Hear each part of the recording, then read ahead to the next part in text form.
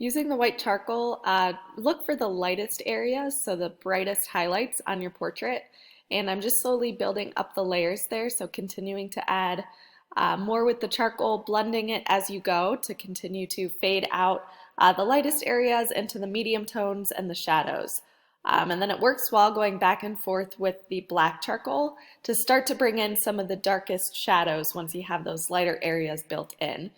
So work back and forth as much as you can to bring in highlights and shadows and just slowly build up the areas of your portrait. So don't just do a lot of detail around the eye, but really move around. So look for all the areas with the lightest highlights and start to build those up and go over those areas versus, again, just having one small area of detail and then realizing that you may be messed up or need to erase part of it. So try your best to move around the portrait. Especially with the hair, look for the shadows and the highlights in blocks or chunks versus all of the details at once.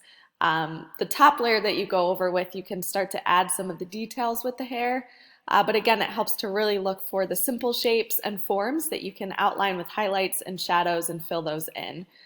If you're doing hatching or cross hatching, you're going to want to really follow the form as well to make that portrait three-dimensional. So here's an example of that where I'm going in a little bit with hatching and cross hatching to emphasize the form of the face. So you can see the lines are going out and around in the different areas that will stick out the furthest to the viewer.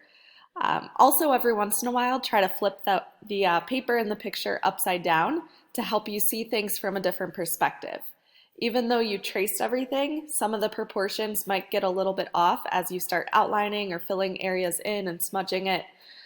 So every once in a while, again, flip those papers upside down so you can see everything in a different way and try to make any corrections that you can when it's upside down. And then flip it right side up and you'll see even more jump out at you that you can go back in and fix as you're working.